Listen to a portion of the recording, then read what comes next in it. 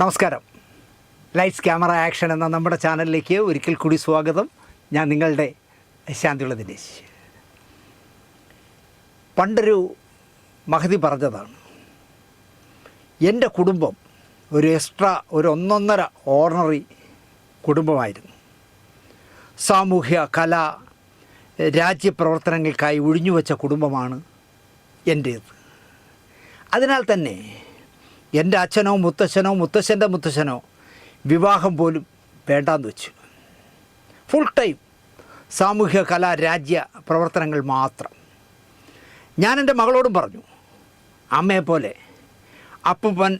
അപ്പന്മാരെ പോലെ നീയും സാമൂഹ്യ കലാ രാജ്യ പ്രവർത്തനങ്ങൾ നടത്താനായി വിവാഹത്തിൻ്റെ കെട്ടുപാടുകളിൽ ചെന്ന് പെടരുതെന്ന്.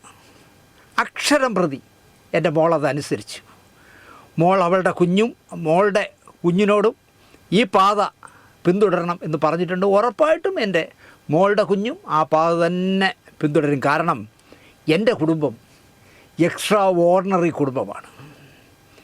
ഈ കുടുംബിനിയെ ഞാനിപ്പോൾ ഓർമ്മിച്ചത് നമ്മുടെ മലയാള സിനിമയിലെ എക്സ്ട്രാ ഓർഡിനറി സ്വഭാവശുദ്ധിയുള്ള വിഗും റോസ് പൗഡറും ഒക്കെ അടിച്ച് കണ്ണും കറക്കി കാണിക്കുന്ന മഹാൻ ശ്വേതാ മേനോനോട് ചോദിക്കുന്ന ചില ചോദ്യങ്ങൾ കണ്ടപ്പോഴാണ്. സിനിമയിൽ എന്തെങ്കിലും ഒരു പ്രശ്നം എവിടെയെങ്കിലും ഉടലെടുത്തു എന്നറിഞ്ഞാൽ ചെന്നായെപ്പോലെ ഓടിയെത്തും ഈ മഹാൻ. സംഘടനാ വിരുദ്ധ പ്രവർത്തനം ആരാണോ ചെയ്യുന്നത് അവർക്ക് ഈ മഹാൻ ഐക്യദാർഢ്യം പ്രഖ്യാപിക്കും. സംഘടനാ വിരുദ്ധ പ്രവർത്തനം നടത്തിയത് അത് അമ്മയിലാവട്ടെ, പ്രൊഡ്യൂസേഴ്സിലാവട്ടെ, ഫെഫ്കയിലാവട്ടെ, സംഘടനാ വിരുദ്ധ പ്രവർത്തനം ആര് നടത്തിയാലും അവർക്ക് പൂർണ്ണ പിന്തുണ പുള്ളി പ്രഖ്യാപിക്കും. പാണ്ഡൻ നായരുടെ പല്ലിന് ശൗര്യം പണ്ടേ പോലെ ഫലിക്കുന്നില്ല എന്ന് കുഞ്ചൻ നമ്പ്യാർ പറഞ്ഞ കണക്ക് ഈ മഹാൻ്റെ ഒരു കളിയും കുറേ കാലമായിട്ട് ക്ലച്ച് പിടിക്കുന്നില്ല. കാരണം എല്ലാ കാലത്തും കള്ളം പറഞ്ഞും കള്ളം ചെയ്തും ജീവിക്കാൻ ഒക്കില്ലല്ലോ. മനുഷ്യർ ബുദ്ധിയുള്ളവരല്ലേ. കുറേ കാലമായി ക്ലച്ച് പിടിക്കുന്നില്ല എന്നുള്ളതൊരു യാഥാർത്ഥ്യമാണ്.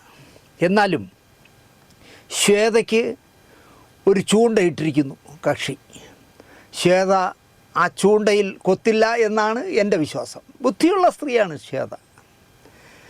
റിപ്പോർട്ടിൽ പറയുന്ന പവർ ഗ്രൂപ്പിനെതിരെ ആത്മാർത്ഥമായും നിങ്ങളാൽ കഴിയുന്ന നടപടികളുമായി മുന്നോട്ട് പോകാൻ അമ്മ പ്രസിഡൻറ്റ് ശ്വേത തയ്യാറാണോ എന്നാണ് ഈ വിഗും കളർ പൗഡറും ഒക്കെ അടിച്ച് നടക്കുന്ന ആശാൻ്റെ ചോദ്യം. പരാതി കൊടുത്തവർ മൊഴി നൽകാൻ തയ്യാറല്ല എന്ന് അങ്ങനെ പറഞ്ഞതിൻ്റെ പേരിൽ ചാപിള്ളയായ ഒരു അന്വേഷണം അല്ലെങ്കിൽ ഒരു മൊഴി അല്ലെങ്കിൽ ഒരു കമ്മിറ്റി, വീണ്ടും പുനരന്വേഷണം സർക്കാരിനോട് ശ്വേത ആവശ്യപ്പെടുമോ എന്നാണ് ഈ മഹാൻ്റെ ചോദ്യം. പിന്നെ അതുപോലെ മഹാനടൻ തിലകനെ പറ്റിയൊക്കെ ഉള്ള കഥ പറയും. തിലകനെ വിറ്റ് കാശാക്കിയ മനുഷ്യനാണ് പാവം തിലകൻ ചേട്ടൻ. ആ കെണിയിൽ വീണുപോയി എന്നുള്ളതാണ്. ഹൈദരാബാദിൽ നിന്ന് പറന്ന് വന്ന് ഹേമ കമ്മിറ്റിക്ക് മഹാനുണകൾ പറഞ്ഞു കൊടുത്ത മാന്യദേഹമാണ് ഇദ്ദേഹം. നുണ പറയുന്നതിനിടയിൽ ഒരു തവണ പോലും താൻ എന്തൊക്കെയാണ് ചെയ്തു കൂട്ടിയത് സിനിമാ രംഗത്ത് എന്ന് ചിന്തിച്ചതേയില്ല ഇദ്ദേഹം. ഒരു വലിയ കമ്മ്യൂണിസ്റ്റ് നേതാവിനെ വരെ സ്വന്തം സ്ഥാനം നേടാൻ വഴിതെറ്റിച്ച മാന്യനാണ് ഈ പറഞ്ഞ മഹാൻ. ശ്വേതയെ ഗുണദോഷിക്കുന്നത് ഈ മഹാനാണ്. ഈശ്വരോ രക്ഷിതു എന്ന് മാത്രമേ എനിക്ക് പറയാനുള്ളൂ.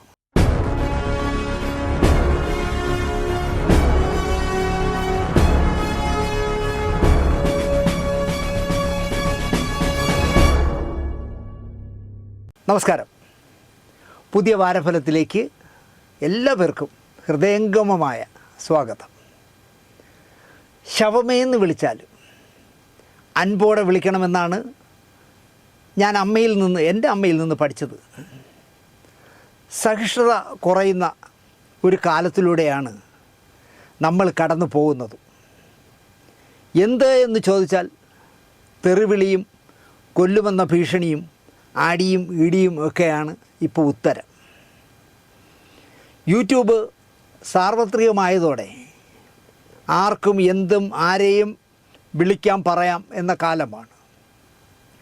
എത്ര ഷാർപ്പായി വിളിക്കുന്നോ അയാൾക്ക് ആയിരങ്ങൾ വ്യൂവർഷിപ്പ് കിട്ടുന്ന കാലമാണിപ്പോൾ. പറയുന്നതിൽ ഇല്ലെങ്കിലും തമ്പ് ലൈനിൽ 4 തെറി എഴുതിയാൽ ലക്ഷങ്ങൾ കയറി അത് കാണുന്ന കാലവുമാണ്. നമ്മളൊരാളുടെ മോശത്തരത്തെ തുറന്നു കാട്ടിയാലും തമ്പിൽ ഒരിക്കലും ആ മോശത്തരം പറയുകയില്ല. അത് അങ്ങനെ ആ മോശത്തരമുള്ള ടൈറ്റിൽ കണ്ട് ആരും കാണണ്ട എൻ്റെ ചാനൽ എന്നാണ് എൻ്റെ വിശ്വാസം. ഞാനതുകൊണ്ട് അങ്ങനെ ഒരിക്കലും തമ്പിൽ പറയുന്ന സംഭവമായിട്ട് യാതൊരു ബന്ധവുമില്ലാത്ത ഒരു ടൈറ്റിലും കൊടുക്കില്ല. വളരെ നിലവാരമില്ലാത്ത വാക്കുകൾ, തെറികൾ, ഡബിൾ മീനിങ്ങും ഒക്കെയാണ് പ്രേക്ഷകരെ ഉണ്ടാക്കുന്ന യൂട്യൂബർമാരിൽ ഒരാളാണ് ചെകുത്താൻ എന്ന പേരിൽ അറിയപ്പെടുന്ന അജു അലക്സ്. അതിലെനിക്ക് തർക്കമൊന്നുമില്ല. നിലവാരമില്ലാത്ത വാക്കുകളും തെറിയും ഒക്കെ തന്നെയാണ് അദ്ദേഹം കൂടുതൽ ഉപയോഗിക്കുന്നത്. അക്കാര്യത്തിൽ ഞാൻ തർക്കിച്ചിട്ട് കാര്യമില്ല. കാരണം നിങ്ങളെല്ലാം കാണുന്ന വീഡിയോ അല്ലേ. എന്തുകൊണ്ടോ അയാൾ മോഹൻലാലിനെ സ്ഥിരമായി അറ്റാക്ക് ചെയ്യും, സഭ്യമല്ലാത്ത ഭാഷയിൽ.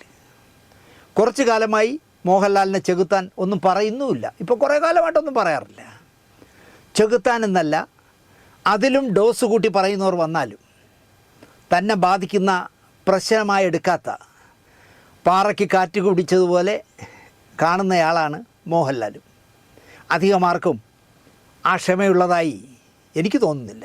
മോഹൻലാൽ ആരെന്ത് പറഞ്ഞാലും പ്രതികരിക്കില്ല.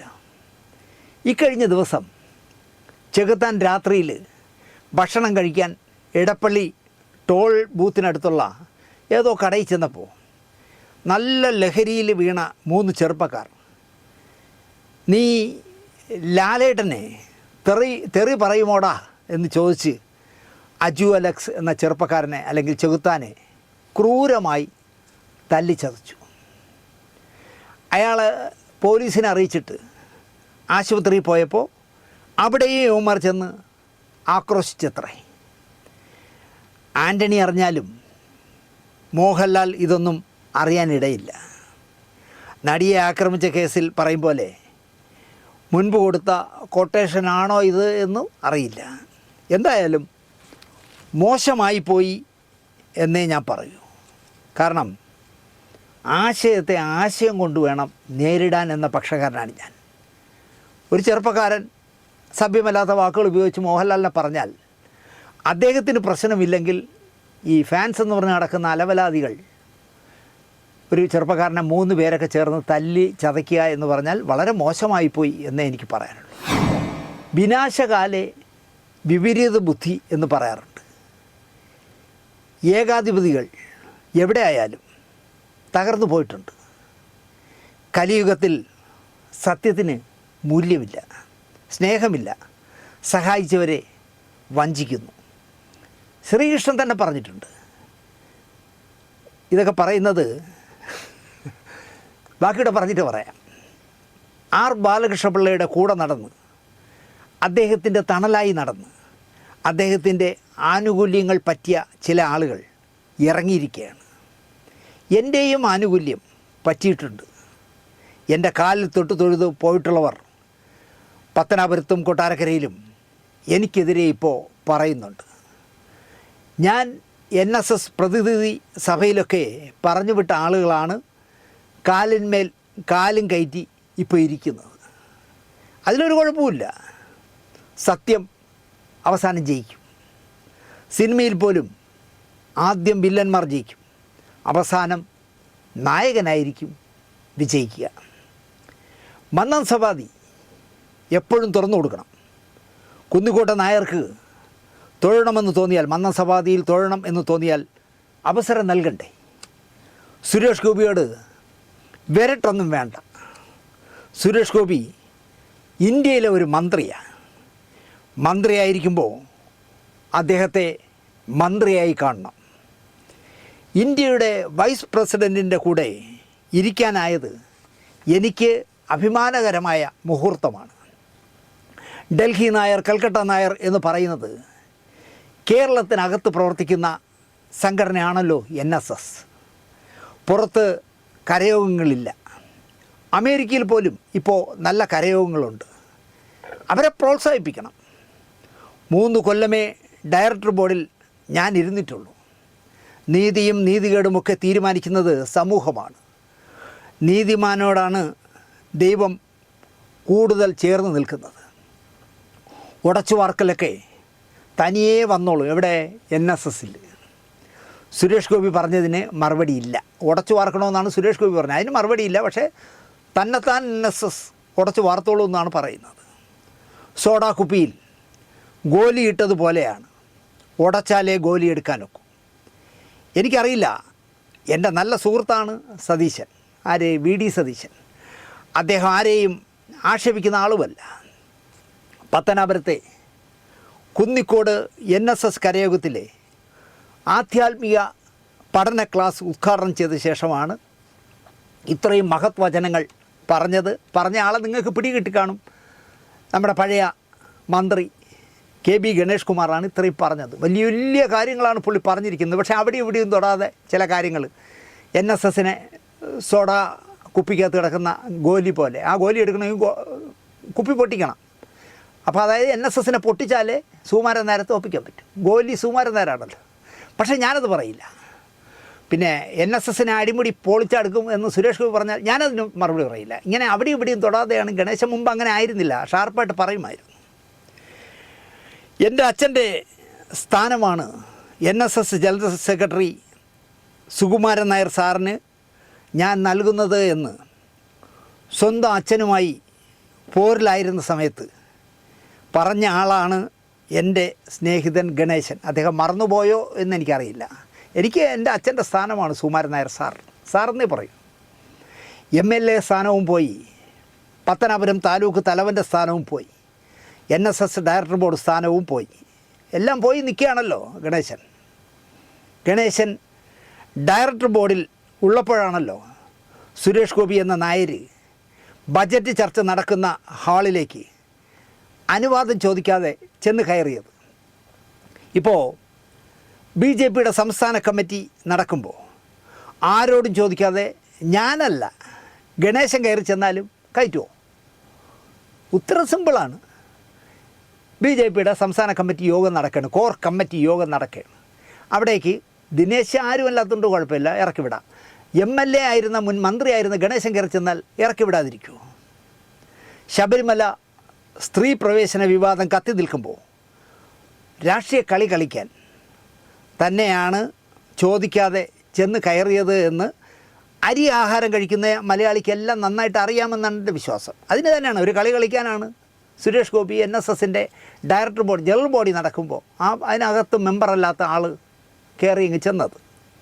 സുകുമാരൻ സാറേ, അയാളൊരു വലിയ സിനിമാ നടനാണ്, കയറി വന്ന് പോയതല്ലേ, അവിടെ എങ്ങാനും ഇരിക്കട്ടെ എന്ന് അന്ന് ഗണേശന് പറയാമായിരുന്നു. എന്താ പറയാത്തത്? പൊളിക്കും. അന്ന് സുരേഷ് ഗോപിയെ ഒരു നല്ല കോമേഡിയനായി കണ്ട് നടക്കുകയായിരുന്നു ഗണേശൻ. ഇന്ന് സുരേഷ് ഗോപിയെ കേന്ദ്രമന്ത്രിയായി ഇദ്ദേഹം കാണുന്നു. മന്നം സഭാതിയിൽ തൊട്ടു തൊഴാൻ സമയക്രമം മാറ്റണം എന്നുണ്ടെങ്കിൽ പുറത്തായ ശേഷമാണോ ഗണേശൻ പറയേണ്ടത്? അകത്തിരിക്കുമ്പോൾ അല്ലേ അതൊക്കെ പറയേണ്ടിയിരുന്നത്? ഏകാധിപതികൾ എവിടെയായാലും തകരും, ഇവിടെയും തകർന്നില്ലേ? ഗണേശൻ തോൽക്കുമെന്ന് എതിരാളികൾ പോലും ചിന്തിച്ചതാണോ? തകർന്നില്ലേ? ഉച്ചവരെയെങ്കിലും ഒരു സാധാ പയ്യൻ്റെ മുന്നിൽ പിണറായി സഖാവ് തകർന്നില്ലേ? 99 സീറ്റിൽ നിന്ന് ഭരണം നടത്തിയ മുന്നണി ദയനീയമായി തകർന്നില്ലേ? ഭരണം മോശമായതുകൊണ്ടാണെന്ന് ആരും, ശത്രുക്കൾ പോലും പറയുമെന്ന് എനിക്ക് തോന്നുന്നില്ല. പക്ഷേ സാധാരണ ജനങ്ങൾക്ക് അർഹിക്കുന്ന പരിഗണന മറന്നതിനാലാണോ തോറ്റത്? അല്ല. ഈ പറയുന്ന ഏകാധിപതികളെ ജനത്തിന് വേണ്ട ഗണേശ, അവർ തോൽപ്പിച്ചോളും. അത് സുകുമാരൻ നായരായാലും ഗണേശനായാലും സുരേഷ് ഗോപി ആയാലും അവർ തോൽപ്പിക്കും ജനം. നിങ്ങൾ രാഷ്ട്രീയത്തിൽ നിൽക്കുന്ന കാലം അത്രയും പത്തനാപുരത്തിൻ്റെ ജനപ്രതിനിധി ആയിരിക്കും എന്നത് 100% വിശ്വസിച്ച ഒരാളാണ് ഞാൻ. നിങ്ങൾ എത്ര കാലം ജീവിച്ചിരിക്കുമോ അത്രയും സമയം പത്തനാപുരത്തിൻ്റെ ജനപ്രതിനിധി ആയിരിക്കുമെന്ന് വിശ്വസിച്ച ഒരു മടയനാണ് ഞാൻ. നിങ്ങൾ മോശം ഗതാഗത മന്ത്രി ആയിരുന്നില്ലല്ലോ, ഒരിക്കലും നിങ്ങളൊരു മോശം മന്ത്രി ആയിരുന്നില്ല. തോറ്റു തൊപ്പിയിട്ടില്ലേ? മറ്റെല്ലാം വിടാം, സുരേഷ് ഗോപി NSS എതിരെ കളിക്കുന്ന കളികൾ, അടിക്കുന്ന വാചകങ്ങൾ, അതിന് നിങ്ങൾ നൽകുന്ന പ്രത്യക്ഷ പിന്തുണ, വർത്തമാനങ്ങൾ എന്തിനു വേണ്ടിയായാലും അത് ഗുണത്തിനാവില്ല എന്ന് മാത്രമേ എനിക്ക് ഗണേശനോട് പറയാനുള്ളൂ. അദ്ദേഹത്തെ നമ്മൾ ഉപദേശിക്കാനുള്ള അർഹതയൊന്നും നമുക്കില്ല. പിന്നെ നിങ്ങൾ പറഞ്ഞു വിട്ടവർ NSS ഡയറക്ടർ ബോർഡിൽ കാലുമേൽ കാല് കയറ്റി വച്ചിരിക്കുന്നു എന്ന ഡയലോഗുകളും ഏകാധിപതികളുടേതാണ് ഗണേശ എന്നാണ് എനിക്ക് പറയാനുള്ളത്. വിനാശകാലെ വിപരീത ബുദ്ധി എന്നാണല്ലോ പറയാറ്. എന്തുകൊണ്ടോ ഗണേശന് ഇതൊന്നും മനസ്സിലാവുന്നില്ല. ഇപ്പോൾ കിട്ടുന്ന സ്ഥലങ്ങളിലൊക്കെ സുകുമാരൻ നായർക്കിട്ട് പണിയും തോറും അതിൻ്റെ ദോഷം ഗണേഷ് കുമാറിന് മാത്രമേ വരൂ എന്ന് മാത്രമേ ഞാൻ പറയുന്നുള്ളൂ. അതിന് നിങ്ങൾ ഇനിയിപ്പോൾ സുരേഷ് ഗോപിയാണ് മാർപ്പാപ്പയെന്ന് പറഞ്ഞാലും നിങ്ങൾ ഈ കഴിഞ്ഞ ഇലക്ഷനിൽ എന്തൊക്കെ സുരേഷ് ഗോപിക്കെതിരെ പ്രസംഗിച്ചു. ഇപ്പോൾ പറയുകയാണ് അയാളൊരു കേന്ദ്രമന്ത്രിയല്ലേ, അയാൾ കേന്ദ്രമന്ത്രിയായിരുന്നപ്പോഴാണല്ലോ നിയമസഭാ ഇലക്ഷൻ നടന്നത്. അവിടെയൊക്കെ അല്ലേ നിങ്ങൾ പ്രസംഗിച്ചത്. ഇങ്ങനെ തരം കണ്ടതുപോലെ മാറി മുമ്പ് ഗണേശൻ പറയില്ലായിരുന്നു. ഇപ്പോൾ ഗണേശൻ അത്തരക്കാരനായി മാറിക്കൊണ്ടേയിരിക്കുകയാണ്. അടുത്ത കഥ, ഊതുമ്പോൾ ഇഞ്ഞും ഉറിഞ്ചുമ്പോൾ അങ്ങും നിൽക്കരുതെന്ന് പഴമക്കാർ പറയാറുണ്ട്. എടാ, ഊതുമ്പോൾ ഇഞ്ഞും ഉറിഞ്ചുമ്പോൾ അങ്ങ് നിൽക്കരുതേ എന്ന് പറയാറുണ്ട്.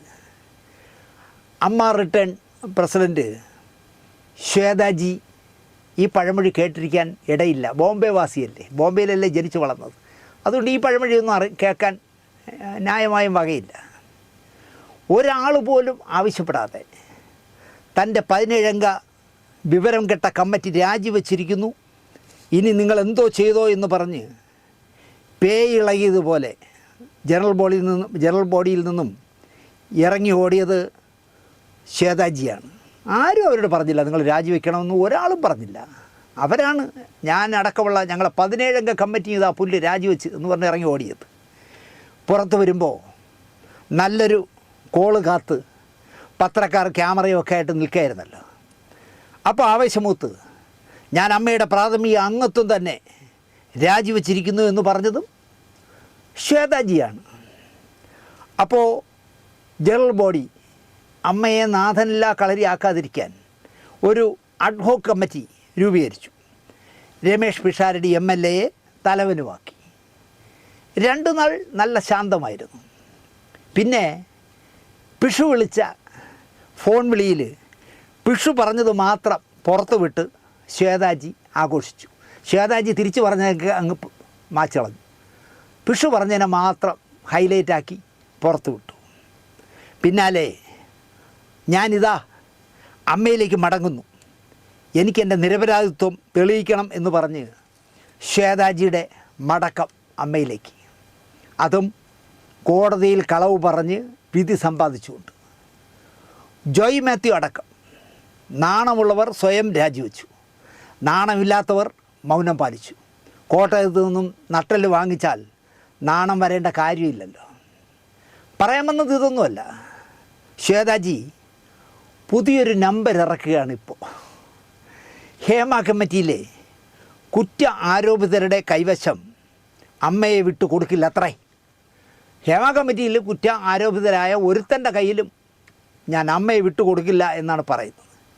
ഹേമ കമ്മിറ്റിയിലെ ആരോപിതർ അമ്മയുടെ തലപ്പത്ത് വരാൻ ഞാൻ സമ്മതിക്കുകയില്ല എന്നാണ് ശ്വേതാജിയുടെ പുതിയ വെല്ലുവിളി. ഞാൻ സമ്മതിക്കില്ല എന്ന് പറയാൻ ഇവരാരാ? കോടതിക്ക് മേളിലാണോ? ഹേമ കമ്മിറ്റിയിൽ വന്ന പരാതികൾ ഒക്കെ ചാപിള്ളയായത് പത്രം വായിക്കാത്തതിനാൽ ശ്വേതാജി അറിഞ്ഞിരിക്കില്ല. ഒരൊറ്റ ആരോപിതർ സാക്ഷി പറയാൻ പോലും ചെല്ലാതെ ഹേമ കമ്മിറ്റിയിലെ റിപ്പോർട്ടിനെ കൊഞ്ഞനം കുത്തിയതും ശ്വേതാജി അറിഞ്ഞിരിക്കില്ല.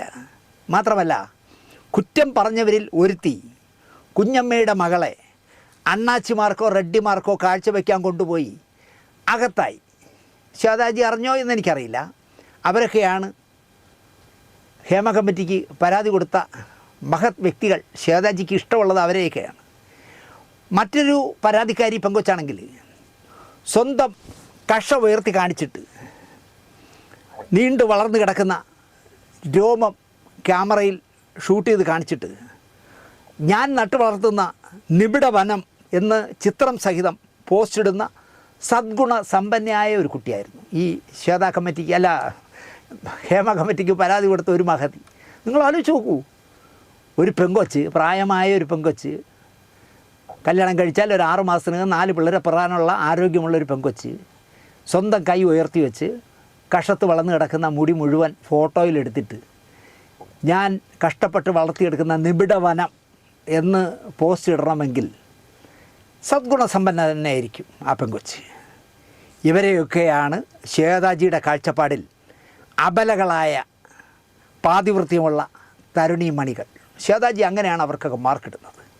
മാത്രമല്ല, ഈ പറഞ്ഞ ആരോപണക്കാരോടൊപ്പം കമ്മിറ്റിയിലിരുന്ന മാഡമാണ് ഇപ്പോൾ പറയുന്നത് ഇവർക്ക് ഞാൻ അമ്മയെ വിട്ടുകൊടുക്കില്ല എന്ന്.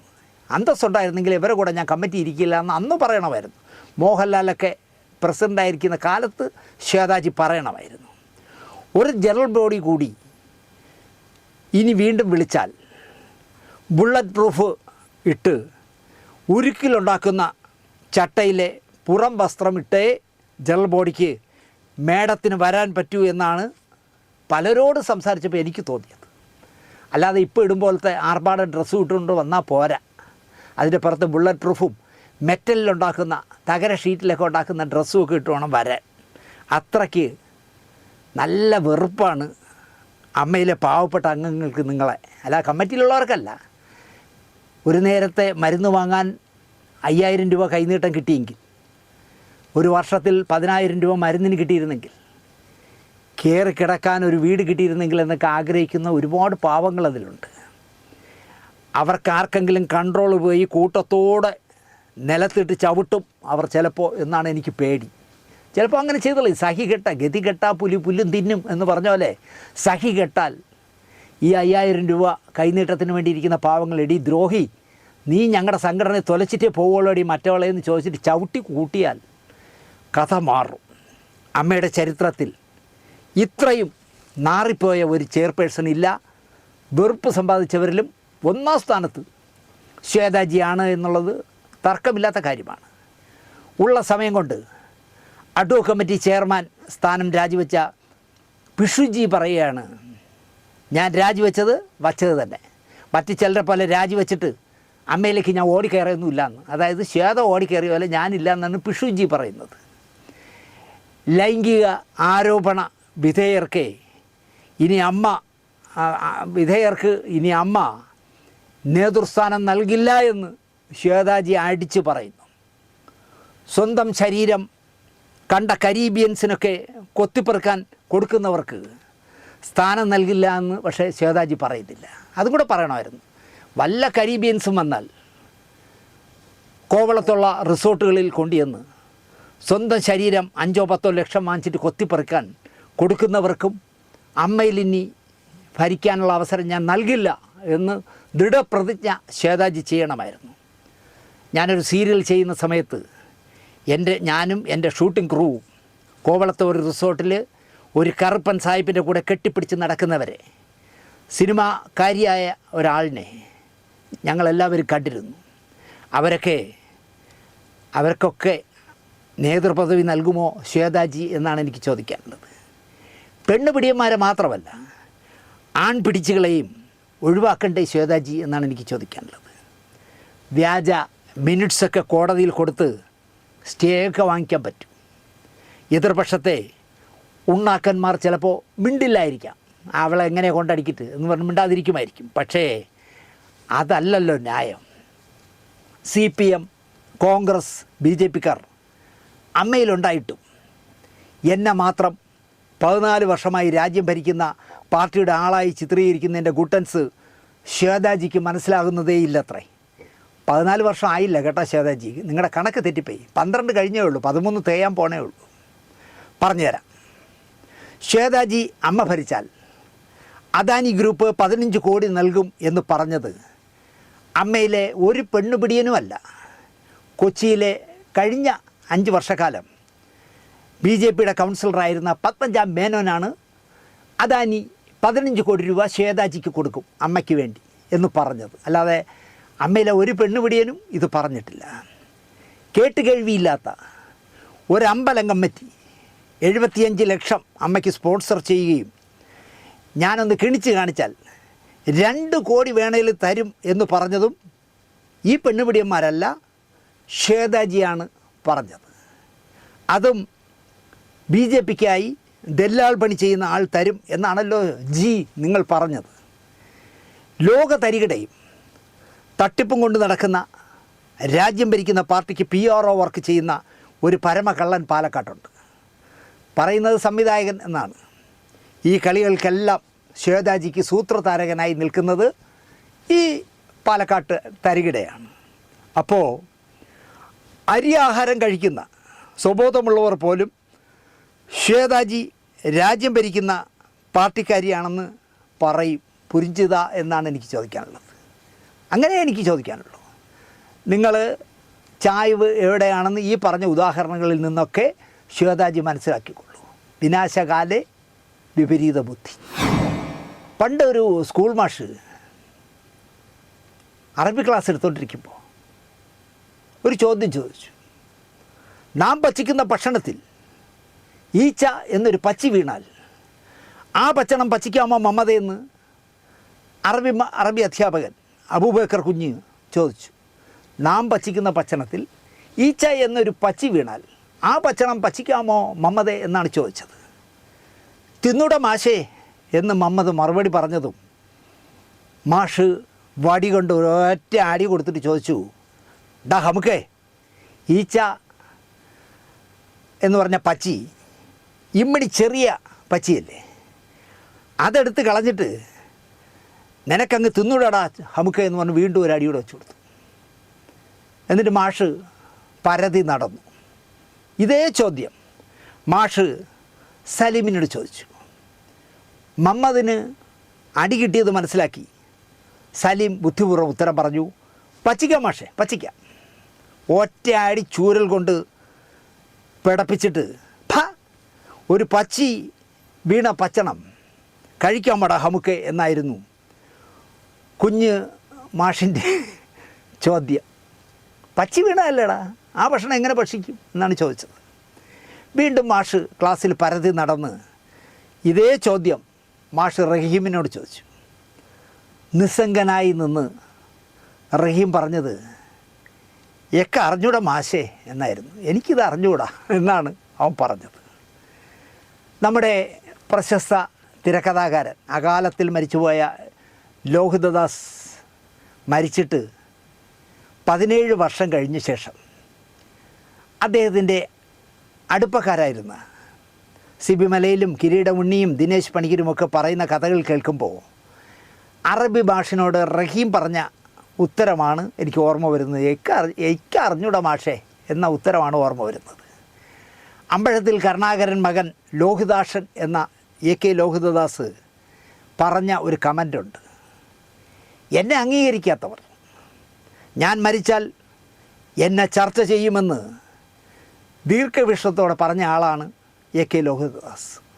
എന്തായാലും സോഷ്യൽ മീഡിയയിൽ ഇപ്പോൾ ലോഹിതദാസാണ് താരം. 17 വർഷത്തിന് ശേഷം സിബി മലയിലിനും ഉണ്ണിക്കും പിന്നാലെ നിർമ്മാതാവ് ദിനേശ് പണിക്കർ ചില കാര്യങ്ങൾ തുറന്നു പറയുന്നു ലോഹിയെപ്പറ്റി. ഒപ്പം പുട്ടിന് പീര ഇടുന്നത് പോലെ ഇടയ്ക്കിടയ്ക്ക് എൻ്റെ നല്ല സുഹൃത്തായിരുന്നു ലോഹി എന്ന് പറയുന്നുണ്ടെന്ന് മാത്രം. അത് ഇടയ്ക്കിടയ്ക്ക് ഇടുന്നുണ്ട്. പണിക്കരുടെ കാശും ഉണ്ണിയുടെ സൗഹൃദവും ചേർന്നതാണല്ലോ കൃപ ഫിലിംസും കിരീടം സിനിമയും. കിരീടം വലിയ വിജയമായതോടെ ഇരുവരും 2 വഴിക്ക് പിരിഞ്ഞു. ഞാൻ അറിഞ്ഞത് അതിനുശേഷം അത് OTTക്കോ എന്തിനൊക്കെ കൊടുത്തിട്ട് ലക്ഷക്കണക്കിന് രൂപ കിരീടം ഉണ്ണി സമ്പാദിച്ചു എന്ന് ഞാൻ അറിയുന്നു. അതിൽ നിന്ന് 5 പൈസ കാശ് മുടക്കി ആ പണിക്കർക്ക് കൊടുത്തില്ല എന്നും അറിയുന്നു. അപ്പോൾ 2ആയി പിരിഞ്ഞു പോകുമ്പോൾ കൃപ ഫിലിംസ് എന്ന ബാനറും കൂടി ഉണ്ണി കൊണ്ടുപോയി. ഉണ്ണിയുടെ യഥാർത്ഥ പേരായ കൃഷ്ണകുമാറിൻ്റെ എടുത്തു, ദിനേശ് പണിക്കരുടെ പായും എടുത്തു. പണിക്കരുടെ പായും എടുത്താണല്ലോ കൃപ ഫിലിംസ് ഉണ്ടാക്കിയത്. കൃപ എന്ന ബാനറും പേരിൽ കിരീടം ഉണ്ണി എന്ന ചാർത്തലും കിരീടത്തിൻ്റെ 2ാം ഭാഗമായ ചെങ്കോൽ നിർമ്മിക്കുകയും കിരീടത്തിൻ്റെ ടൈറ്റിൽ ഫോണ്ട് ഒരു പ്രത്യേക രീതിയിലാണല്ലോ ടൈറ്റിൽ എഴുതിയിരിക്കുന്നത്. അത് താൻ നിർമ്മിക്കുന്ന എല്ലാ സിനിമകളിലേക്കും ഉണ്ണി ഉപയോഗിച്ചു, മില്ലേനിയം സ്റ്റാർസ് ഒഴിച്ച്. മില്ലേനിയം സ്റ്റാർസിന് മുമ്പ് വരെ ഉപയോഗിച്ച ശേഷം കിരീടം ഉണ്ണിയുടെ പടമായി കിരീടത്തെ മലയാളികൾ എഴുതി. ഒപ്പം ലോഹിതദാസിനെയും സിബി മലയിലിനെയും സ്വന്തം ആളാക്കാനും ബുദ്ധിമാനായ ഉണ്ണിക്കായി. മറുവശത്ത് മറ്റു പലരെയും വച്ച് കൂതറ പടങ്ങൾ നിർമ്മിച്ച പണിക്കർ ഒരു പരുവമായി. അപ്പോൾ ലാഭം എന്തുകൊണ്ടും ഉണ്ണിക്കായിരുന്നു.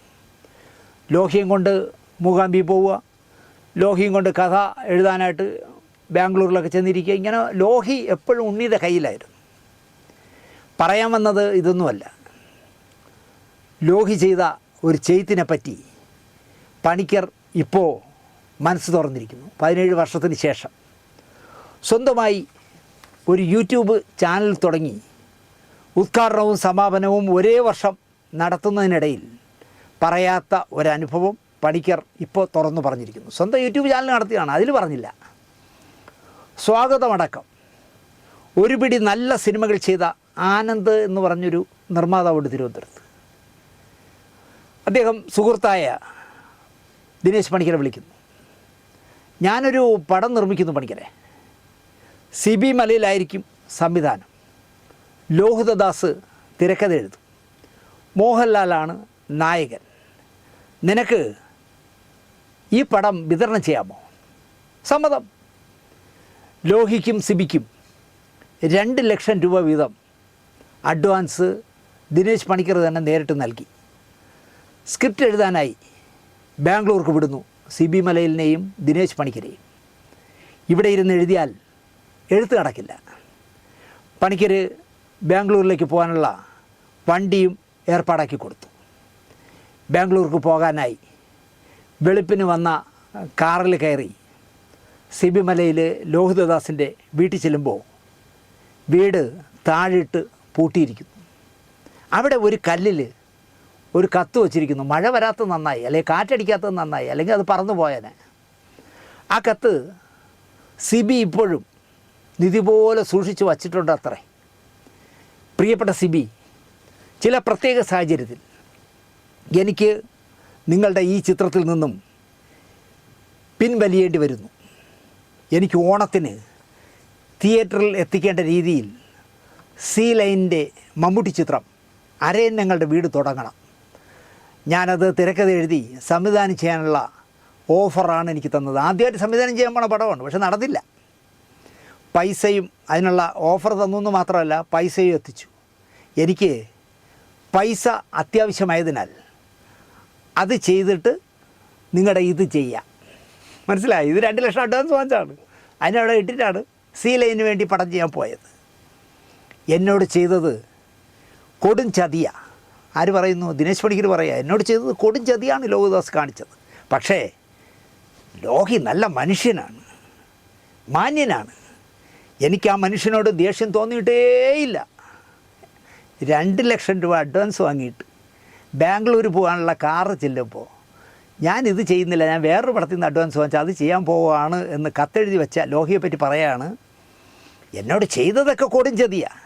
പക്ഷേ ലോഹി നല്ല മനുഷ്യനാണ്, മാന്യനാണ്.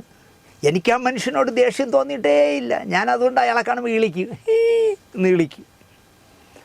അതുമാത്രമല്ല, ഞാനും ചോദി, ലോഹിയും ചോദി.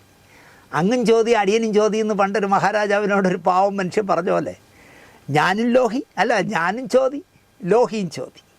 2 പേർക്കും മോശ സമയം. പൈസയ്ക്കായാണ് അപ്പുറത്തേക്ക് ചാടിയത്. ആര്? ലോഹി. ചാടിക്കോട്ടെ എന്ന് ഞാൻ വിചാരിച്ചു. വീണ്ടും പിന്നെ ചെയ്യാമായിരുന്നു, പക്ഷേ ഞാൻ തയ്യാറായിരുന്നു. ആ പടം ചെയ്തിട്ട് ഈ പടം ചെയ്യാം, ഈ പടം ചെയ്തിട്ട് ആ പടം ചെയ്യാം എന്നൊക്കെ എന്തിനാണെങ്കിലും ഞാൻ തയ്യാറായിരുന്നു. പക്ഷേ സിബി വിട്ടു. ഞാൻ പൈസ തിരിച്ചു ചോദിക്കാൻ തീരുമാനിച്ചു. ലോഹി നല്ലവനാണ്, പൈസ തിരിച്ചു ചോദിക്കുകയാണെങ്കിലും ലോഹി നല്ലവനാണ്. മിലൻ ജലീൽ ജോക്കർ എന്ന് പറഞ്ഞ പടം ചെയ്യുന്ന സമയത്ത് ലോഹി പറഞ്ഞിട്ട് 50,000 രൂപ എനിക്ക് തിരിച്ചു തന്നു. എനിക്കപ്പോൾ വണ്ടിയില്ല, ഒരു കാറ് പോലും ഇല്ലാത്തൊരു കാലം ഉണ്ടായിരുന്നു ദിനേശ് പണിക്കർക്ക്. എല്ലാം തകർന്ന് തരിപ്പണമായി, കാറ് പോലും ഇല്ലാതെ ആട്ടോയിൽ യാത്ര ചെയ്തൊരു കാലം ഞാൻ കണ്ടിട്ടുണ്ട്. എനിക്കപ്പോൾ വണ്ടിയില്ല. അപ്പം ഞാൻ ലോഹിയെ വിളിച്ചു, ലോഹി, നിൻ്റെ 2, 3, 4 കാറൊക്കെ ഇല്ലേ, ഒരു കാറ് എനിക്ക് താ എന്ന് പറഞ്ഞു. കാരണം 1.5 ലക്ഷം രൂപ ഇനിയും കൊടുക്കാനുണ്ടല്ലോ. നല്ല മനുഷ്യനാണ് കേട്ടോ ലോഹി. നിങ്ങളെ കുത്തിന് പിടിച്ച് നിർത്തി കാശ് വാങ്ങേണ്ട ഗതികേട് എനിക്കില്ല. അങ്ങനെ കാറും കിട്ടിയില്ല, 25,000, 50,000 ഒക്കെയായി. വാങ്ങിയ കാശ് ലോഹി തന്നു. നന്മയുള്ള മനുഷ്യനാ ലോഹി. ഇതിനെന്താ മറുപടി പറയുക? ശ്രീനിവാസ യാദവ് ഒരു പടത്തിൽ എൻ്റെ അച്ഛൻ പാവം മഹാനാണെന്നൊക്കെ പറഞ്ഞിട്ട് തൊലഞ്ഞോണ്ട് പോട്ടെന്ന് പറയുമ്പോൾ അല്ലേ, ചെയ്ത പോക്കൃത്തനങ്ങളെല്ലാം പറഞ്ഞിട്ട് പറയണം നല്ല മനുഷ്യനാട്ടോ. ഞാനും ചോദ്യം, ലോഹിയും ചോദ്യം. അടുത്ത വളരെ രോഷത്തോടെ ഞാനൊരു കഥ പറയുകയാണ്. രാജ്യം വലിയൊരു സമരത്തെ നേരിടുകയാണ്. യുവതയുടെ പാറ്റ പാർട്ടി നീറ്റ് പരീക്ഷയിലെ നഗ്നമായ അഴിമതിക്കെതിരെ രാജ്യത്തിൻ്റെ തലസ്ഥാനത്തെ എടുത്തു മറിക്കുകയാണ് കഴിഞ്ഞ 2-3 ദിവസമായിട്ട്. അവർക്ക് പിന്തുണയുമായി പോയ നമ്മുടെ സാംസ്കാരിക മന്ത്രി PC വിശ്വനാഥിനെ പോലും പോലീസ് മന്ത്രിയാണെന്ന് പറഞ്ഞിട്ട് പോലും പൊക്കിക്കൊണ്ടുപോകുന്ന കാഴ്ചകളാണ് TV-യിൽ കാണുന്നത്. രാഹുൽ ഗാന്ധിക്ക് വരെ പരിക്കേറ്റിട്ടും, പ്രതിപക്ഷ നേതാവാണേ, പ്രധാനമന്ത്രി കഴിഞ്ഞാൽ അടുത്ത ആളാണ്, പ്രതിപക്ഷ നേതാവാണ്, അദ്ദേഹത്തിന് പോലും പരിക്കേറ്റിട്ടും അവിടെ പോയ നമ്മുടെ സതീഷ് മേനോൻ അത്ഭുതകരമായി ഫോറലൊന്നും ഏൽക്കാതെ കേരള ഹൗസിൽ തിരിച്ചെത്തി. നമ്മുടെ രാജ്യത്ത് നടക്കുന്നതൊന്നും അറിയാത്ത ഒരൊറ്റ വർഗമേ ഉള്ളൂ, അത് മലയാളത്തിലെ സിനിമാക്കാരാണ്. അവർ ലഹരിയും ഉപയോഗിച്ച് പുതിയ കഥകൾ കേട്ടും ഉദ്ഘാടനത്തിന് ഡേറ്റും നൽകി ഭൂട്ടാനിൽ നിന്ന് മോഷ്ടിച്ചുകൊണ്ട് വരുന്ന കാറിന് ഇപ്പോൾ എത്രയാണ് വില എന്നൊക്കെ ചർച്ച ചെയ്ത് കാലം കഴിക്കുന്ന പാർട്ടീസാണ്. ഈ നാട്ടിൽ നടക്കുന്നതൊന്നും അവർക്കറിയേണ്ട ഒരു കാര്യമില്ല. 10 തലമുറയ്ക്ക് കാശ് സമ്പാദിച്ചാൽ മക്കൾ അതുകൊണ്ട് നന്നായി ജീവിച്ചോളും എന്നായിരിക്കണം ഇവർ കരുതുന്നത്. എന്നെ അതിശയിപ്പിച്ചത്, ഞങ്ങളിതൊക്കെ അറിയുന്നുണ്ടെന്ന് നമ്മുടെ താരരാജാവ് മോഹൻലാലിൻ്റെ മകൾ വിസ്മയയും ടൊവിനോ തോമസും പാർവതി തെരുവോത്തും ജോജു ജോർജും കുഞ്ചാക്കോ ബോബനും ഒക്കെ പ്രതികരിക്കുന്ന കണ്ടപ്പോൾ എനിക്ക് ഒരുപാട് സന്തോഷം തോന്നി. ഇത്രയും പേരെങ്കിലും പ്രതികരിക്കാൻ ഉണ്ടായല്ലോ.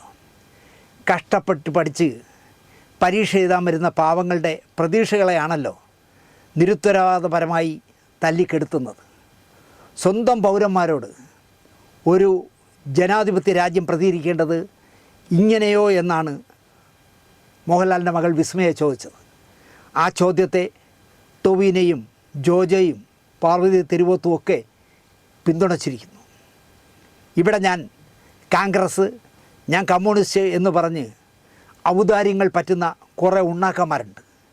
ഒരക്ഷരം ഇത്തരം പ്രശ്നങ്ങൾ ഡൽഹിയിൽ നടന്നിട്ട് മിണ്ടിയിട്ടില്ല, അറിഞ്ഞതായിട്ട് പോലും ഭാവിച്ചിട്ടില്ല.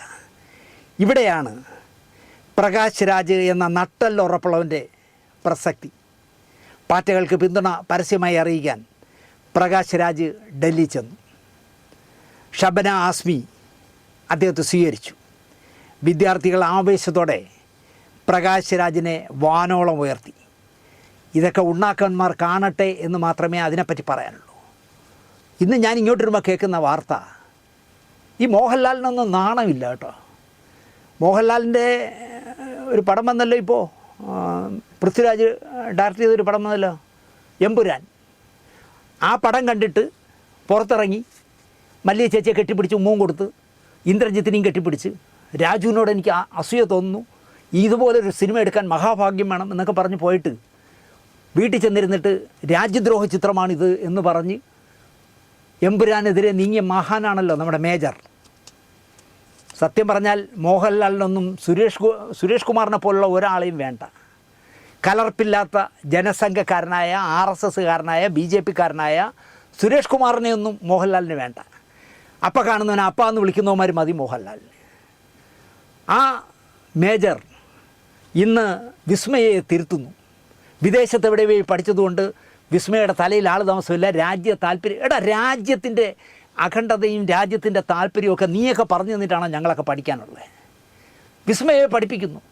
വിദേശത്ത് പഠിച്ചത് കാരണം വിസ്മയ എന്ന് പറയുന്നില്ല, മായ തേങ്ങ, വിസ്മയ്ക്ക് രാജ്യത്തോട് കൂറില്ല. എന്നാലോചിച്ചോക്കെ, നാണത്തിൻ്റെ തരുമ്പെങ്കിലും ഉണ്ടെങ്കിൽ മിസ്റ്റർ മോഹൻലാൽ, നിങ്ങൾ വീണ്ടും ഈ മനുഷ്യൻ്റെ സിനിമ ചെയ്യാൻ പോകുന്നു എന്ന് ഞാൻ അറിഞ്ഞു. ആൻ്റണി, അങ്ങനെ മോഹൻലാൽ ഈ മനുഷ്യന് ഇനി ഡേറ്റ് കൊടുക്കുകയാണെങ്കിൽ നിങ്ങൾ അന്ന് മോഹൻലാലുമായിട്ടുള്ള എല്ലാ ബന്ധവും അവസാനിപ്പിക്കണം.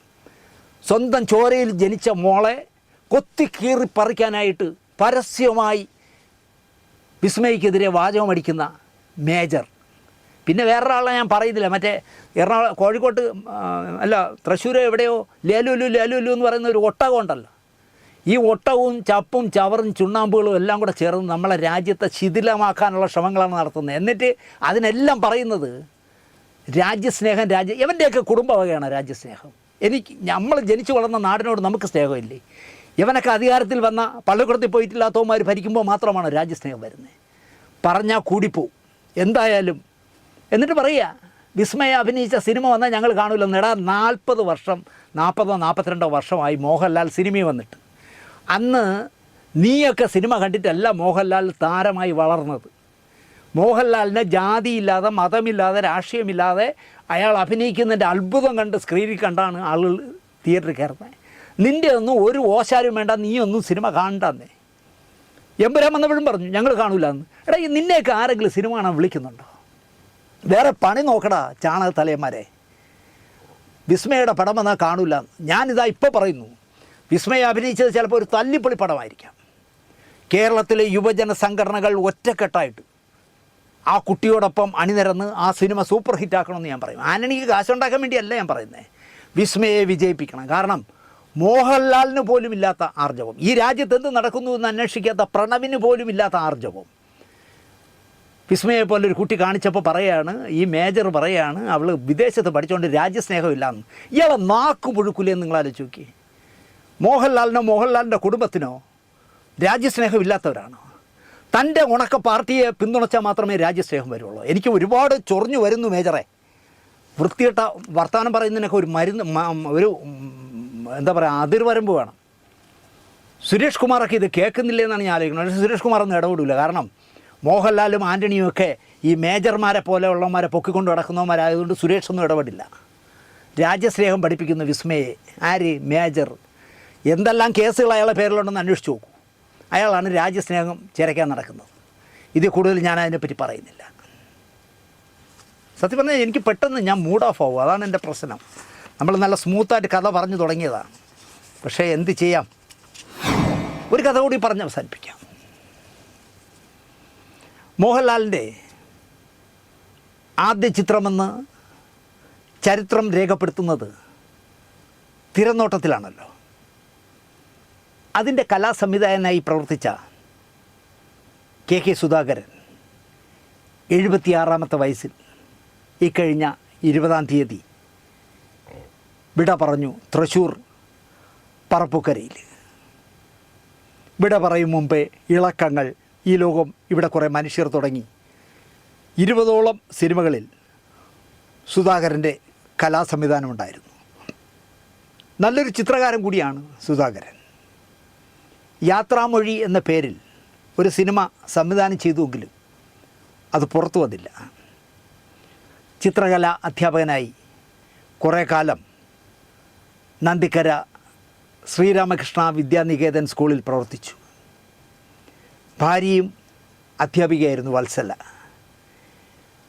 ഏക മകനേ ഉള്ളൂ, ആണും പെണ്ണായിട്ട് ഒരാളേ ഉള്ളൂ, മനു. ഞാൻ ഇന്ന് രാവിലെ മനുവിനെ വിളിച്ചിരുന്നു സുധാകരൻ്റെ ഫോട്ടോയ്ക്ക് വേണ്ടി. സുധാകരൻ രസകരമായ ഒരു കഥാപാത്രമാണ്.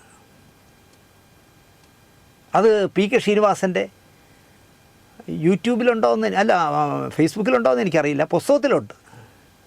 പി.കെ. ശ്രീനിവാസൻ അദ്ദേഹത്തെക്കുറിച്ച്, ഈ സുധാകരനെക്കുറിച്ച് പല കഥകളും പറയാറുണ്ട്. ഒരു ഓൺലൈൻ ചാനലിൽ കുറേ കാലം പി.കെ. ശ്രീനിവാസൻ എഴുതുകയും ചെയ്തിരുന്നു. പ്രശസ്തനായ കലാസംവിധായകനും മിനിയേച്ചർ സ്പെഷ്യലിസ്റ്റും പിന്നെ പോസ്റ്റർ ഡിസൈനറും സിനിമാ സംവിധായകനുമൊക്കെ ആയിരുന്ന കലാസംവിധായകനാണല്ലോ RK എന്ന് സ്നേഹപൂർവ്വം സിനിമാക്കാർ വിളിക്കുന്ന എസ് രാധാകൃഷ്ണൻ കമൽഹാസനെ നായകനാക്കി അന്തിവെയിലെ പൊന്ന്, ഫുട്ബോൾ, നിമിഷങ്ങൾ, മയിൽപീലി തുടങ്ങിയ സിനിമകൾ അദ്ദേഹം സംവിധാനം ചെയ്ത ചിത്രങ്ങളാണ്. പിന്നെ കലാസംവിധാനത്തിലും പോസ്റ്റർ ഡിസൈനിങ്ങിലും മാത്രമായി അദ്ദേഹം ഒതുങ്ങി. പിന്നെ മിനിയേച്ചർ വർക്കുകളും ചെയ്യുമായിരുന്നു. കലാസംവിധാന തിരക്കുകൾക്കിടയിലും പലർക്ക് വേണ്ടിയും പോർട്രേറ്റുകൾ വരച്ച് നൽകും ആർ.കെ.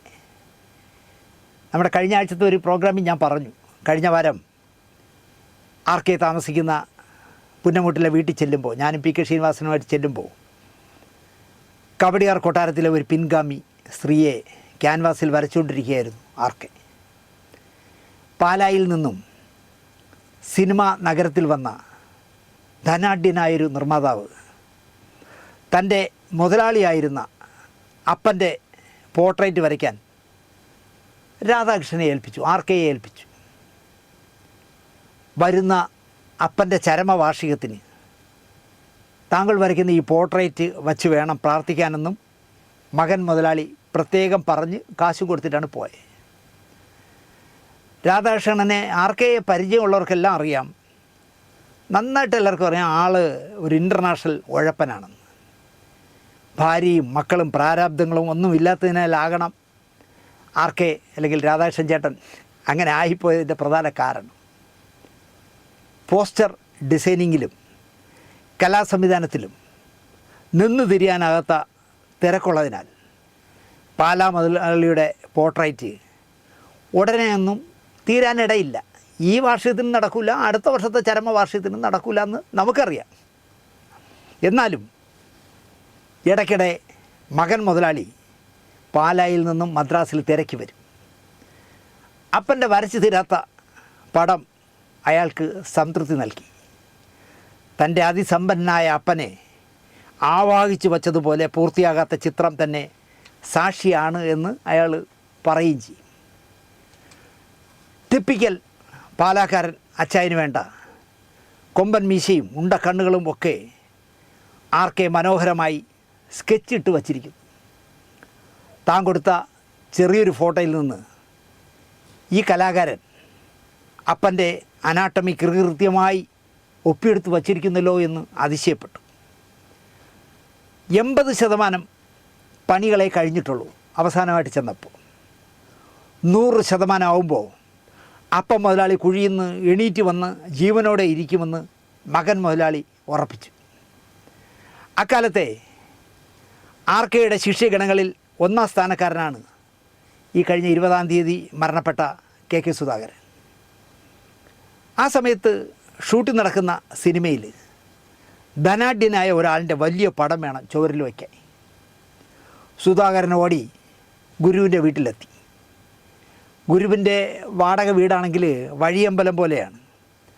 ആർക്ക് വേണമെങ്കിലും എപ്പോൾ വേണമെങ്കിലും കയറി ചെല്ലാം, അവിടെ താമസിക്കാം. വേവിച്ച വല്ലതും ഇരിക്കുകയാണെങ്കിൽ അതെടുത്ത് കഴിക്കാം. വേവിക്കാൻ അറിയാമെങ്കിൽ എല്ലാം എടുത്ത് പാകപ്പെടുത്തി കഴിക്കാം. ഇഷ്ടമുള്ളിടത്ത് കിടന്നും അല്പം അടിച്ചും മിച്ചം വല്ലതും ഉണ്ടെങ്കിൽ പെർമിഷൻ വാങ്ങാതെ എടുത്ത് കുടിച്ചും ഒക്കെ അവിടെ കഴിയാം.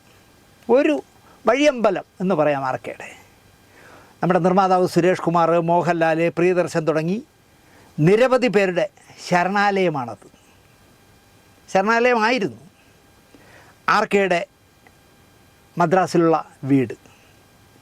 ഗുരുവിൻ്റെ വീട്ടിലെത്തിയപ്പോൾ കെ സുധാകരൻ കാണുന്ന കാഴ്ച, താനിപ്പോൾ വർക്ക് ചെയ്തുകൊണ്ടിരിക്കുന്ന സിനിമയിലെ സംവിധായകൻ പറഞ്ഞ അതേ മുഖഛായയുള്ള ജീവൻ തുടിക്കുന്ന ഒരു പോർട്രേറ്റ് മുക്കാലിയിൽ ചാരി അങ്ങനെ ഇരിക്കുകയാണ്. പൂർത്തിയാകത്തുണ്ട്, സ്റ്റാൻഡിൽ തന്നെ വച്ചിരിക്കുക. ഗുരു ആണെങ്കിൽ സ്ഥലത്തില്ല. അന്ന് മൊബൈലും കുന്തും ഒന്നും ഇല്ലല്ലോ. മുക്കാലിൽ വിശ്രമിച്ച അച്ചായൻ മുതലാളിയുടെ പോർട്രേറ്റ് തൂക്കി സുധാകരൻ വണ്ടിയിൽ വെച്ച് നേരെ സെറ്റിലേക്ക് വിട്ടു. വാഹിനി സ്റ്റുഡിയോയിലാണ് ഷൂട്ടിംഗ്. അന്നത്തെ ചിത്രീകരണം കഴിഞ്ഞപ്പോൾ പോർട്രേറ്റ് അച്ചായനെ പഴയതുപോലെ മുക്കാലിൽ ചാരി വെച്ച്, ഇവിടെ ആർക്കരെ വീട്ടിൽ കൊണ്ടുവന്ന് മുക്കാലിൽ തന്നെ ചാരി വെച്ചിട്ട് സുധാകരൻ്റെ വഴിക്ക് പോയി. ഒരു 2-2.5 മാസം കഴിഞ്ഞപ്പോൾ ഒരു നാൾ പാലായിൽ നിന്നും മകൻ അച്ചായൻ കൂടിയ എന്താ പറയുക നല്ല കട്ടിയുള്ള കേരള കോൺഗ്രസിൻ്റെ മീശ നിങ്ങൾക്കറിയാമല്ലോ, അതുപോലെ മീശ വച്ച ഒരു സംഘം ചട്ടമ്പിമാരുമായി ചെന്നൈയിലെത്തി. ആർക്കയുടെ വീട് വളഞ്ഞു ഈ ചട്ടമ്പിമാർ. കഴിഞ്ഞ ദിവസം കേരളത്തിലെ പ്രധാനപ്പെട്ട 10 കേന്ദ്രങ്ങളിൽ കളി തുടങ്ങിയ പുതിയൊരു മലയാള പടത്തിൽ കൊള്ളക്കാരനും തെമ്മാടിയുമായ ഒരാളായി എൻ്റെ അപ്പനെ ചുമരി തൂക്കിയിരിക്കുന്നു. അതുകൊണ്ടാണ് ഈ ചട്ടമ്പിമാരായിട്ട് പാലയിൽ നിന്ന് തിരിച്ചത്. വഞ്ചകനായ ചിത്രകാരൻ ആർക്കയെ തീർത്തിട്ടേ പോകൂ എന്നാണ് മകൻ മുതലാളിയുടെ ശപഥം. നായകൻ ചുമലിലിരിക്കുന്ന എൻ്റെ അപ്പനെ നോക്കി പറയുന്ന കാര്യങ്ങൾ അപ്പനെ അകമഴിഞ്ഞ് സ്നേഹിക്കുന്ന ഒരാൾക്ക് കേട്ടിരിക്കാവുന്നതായിരുന്നില്ല. സഹികെട്ട് പടം പാതി വഴിക്കിട്ട് വണ്ടിയിൽ കൊള്ളുന്നവരെയും കയറ്റി മകൻ മുതലാളി ചെന്നൈക്ക് വിട്ടതാണ്. സിനിമയിൽ വില്ലൻ്റെ അച്ഛൻ്റെ സ്ഥാനമാണ് മരിച്ചുപോയ പാലാ മുതലാളിയുടെ പോർട്രേറ്റിന് സംവിധാനം കൊടുത്തത്. കെ സുധാകരൻ എന്ന തൻ്റെ അരുമ ശിഷ്യൻ ഒപ്പിച്ച പണിയാണ് ഇതെന്ന് അറിയാൻ ആർക്കേക്ക് പാഴൂർ പടിപ്പര വരെയൊന്നും പോകേണ്ട കാര്യമില്ല. ഇത് സുധാകരൻ വെച്ച പണിയാണെന്ന് അദ്ദേഹത്തിന് മനസ്സിലായി. എന്തും സംഭവിക്കാവുന്ന നിമിഷങ്ങൾ. അവിടേക്ക് വന്ന ആർക്കയുടെ ചില സുഹൃത്തുക്കൾ സംഗതിയുടെ നിജസ്ഥിതി ഈ വന്ന മകൻ മുതലാളിയും സംഘത്തോടും പറഞ്ഞു. ആർക്കെ നിരപരാധിയാണ്. ഇയാളുടെ ഒരു 1ാം ശിഷ്യനുണ്ട്. അവൻ പറ്റിച്ച പണിയാണിത്. ഈ നേരം വരെ സത്യമായിട്ടും ആർക്കെ അറിഞ്ഞിട്ടില്ല. അച്ചായൻ്റെ അച്ഛൻ്റെ ഫോട്ടോ എടുത്തുകൊണ്ട് പോയി അവൻ വില്ലനായിട്ട് തൂക്കുമെന്ന് സത്യമായിട്ടും ആർക്കെ അറിഞ്ഞിട്ടില്ല. മന്നിച്ചെടുക്കോ സ്വാമി എന്നൊക്കെ മകൻ മുതലാളിയോടും ചട്ടമ്പിമാരോടും പറഞ്ഞു. ഒറ്റ നോട്ടത്തിൽ മനസ്സിലാകും സമാധാനപ്രിയനായ ഒരു താപസിയാണ് ഈ ആർക്കെ എന്ന് പറയുന്ന രാധാകൃഷ്ണൻ എന്ന് മുഖത്ത് നോക്കി അറിയാം. മകൻ മുതലാളിക്ക് ശരിയായിരിക്കാം ഇവർ പറയുന്നത് എന്ന് തോന്നി. തൻ്റെ പടവുമായി മകൻ മുതലാളി വണ്ടി കയറി കോടമ്പക്കത്തെ സകലമാന സ്റ്റുഡിയോകളിലും അരിച്ചു പെറുക്കി കെ സുധാകരന് വേണ്ടി. ഇതൊന്നും ഇങ്ങനൊരു സംഭവം നടക്കുമെന്നോ ഒന്നും അറിയാതെ കെ സുധാകരൻ ഫിലിം പെട്ടി കേരളത്തിൽ പോയ ദിവസം തന്നെ നാട്ടിലേക്ക് പോയിരുന്നു. അങ്ങനെ അടി കൊള്ളാതെ തടി ഊരി പാവം കെ സുധാകരൻ. ഈ കഥയ്ക്ക് പി.കെ. ശ്രീനിവാസൻ ഒരു ഉപകഥ കൂടി പറയും. തെലുങ്ക് സെറ്റിൽ പ്രായമുള്ള ഒരു മുത്തശ്ശൻ്റെ പടം വേണം. തെലുങ്ക് സിനിമയ്ക്കാണ്. നായകൻ്റെ മുത്തശ്ശൻ്റെ ഫോട്ടോയായി വയ്ക്കാനാണ്. വർഷങ്ങൾക്ക് മുമ്പ് മരിച്ച മുത്തശ്ശൻ്റെ മുഖത്ത് നല്ല ആഢ്യത്വം വേണം. നരച്ച തലമുടിയും നരച്ച താടിയും ഉണ്ടായാൽ നല്ലത്. കലാ സംവിധായകൻ്റെ ശിഷ്യന്മാർ നരച്ച മുത്തശ്ശന് വേണ്ടി വേട്ടയ്ക്കിറങ്ങി. തിരക്കി നടന്നത് തന്നെ മിച്ചം. അവർ മനസ്സിൽ വിചാരിച്ച പോലത്തെ ഒരു പടവും കിട്ടുന്നില്ല.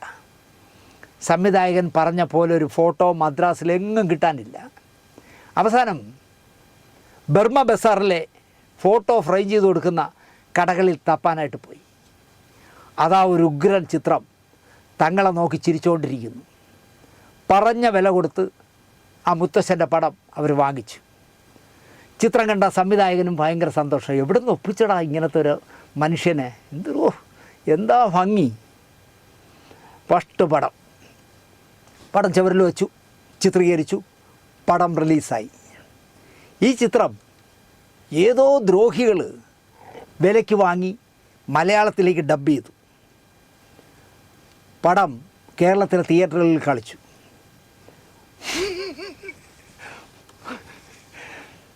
കേരളത്തിലെ തിയേറ്ററിൽ ഈ തെലുങ്ക് പടം കാണാൻ കയറിയവരെല്ലാം ഞെട്ടി. കാരണം ഞാൻ ആ വിഷ്വൽ ആലോചിക്കുമ്പോൾ അറിയാതെ ചിരിച്ചു പോണതാണ് കേട്ടോ. തെലുങ്കൻ നായകൻ്റെ അപ്പൂപ്പൻ ചുവരിലിരിക്കുന്ന കണ്ട മലയാളികൾ ഞെട്ടി പൊട്ടിത്തെറിച്ചു. ആ ഇരിക്കുന്ന ആരെന്നറിയാം? സാക്ഷാൽ ഗുരുസ്വാമി ശ്രീനാരായണ ഗുരുവിൻ്റെ പടം. ശ്രീനാരായണ ഗുരുവിൻ്റെ പടമാണ് ചുവരി വെച്ചിരിക്കുന്നത് നായകൻ്റെ അപ്പൂപ്പനായിട്ട്. തെലുങ്കൻ അറിയാമോ ശ്രീനാരായണ ഗുരു ആരെന്ന്? കടയിൽ ചെന്നവൻ നല്ല ചിരിച്ചോണ്ടിരിക്കുന്നു, താടിയൊക്കെ വെച്ച് നരച്ച താടിയും നരച്ച തലമുടിയൊക്കെ ആയിട്ട് താപസനെ പോലെ ഒരു നല്ല സുന്ദരനായ ഒരാളിരിക്കുന്നു. എടുത്തുകൊണ്ട് ഈ ഷൂട്ട് ചെയ്തു. ഇത് മലയാളത്തിൽ ഡബ് ചെയ്യുമെന്ന് വിചാരിച്ചില്ല. കേരളത്തിൽ വന്നപ്പോൾ തിയേറ്ററിൽ ഇരുന്നവരെല്ലാം ഞെട്ടി. നമ്മുടെ പ്രിയപ്പെട്ട നമ്മൾ ദൈവതുല്യമായി കാണുന്ന നാരായണ ഗുരുസ്വാമി തെലുങ്കൻ നായകൻ്റെ അപ്പൂപ്പനായിട്ട് ചുവരിലിരിക്കുന്നു. ഇത് PK ശ്രീനിവാസൻ പറഞ്ഞ ഉപകഥയാണ്. എന്തായാലും ഒരു 2-3 വർഷക്കാലമായിട്ട് എനിക്ക് തോന്നുന്നു KK സുധാകരൻ രോഗഗ്രസ്തനായിരുന്നു. 4-5 ദിവസം മുമ്പ് PK ശ്രീനിവാസനെ വിളിച്ചിരുന്നു. RK എന്ന് പറഞ്ഞ നമ്മുടെ രാധാകൃഷ്ണൻ ചേട്ടനെയും വിളിച്ചിരുന്നു. തൻ്റെ രോഗത്തിൻ്റെ കാഠിന്യം അദ്ദേഹം തുറന്നു പറഞ്ഞു.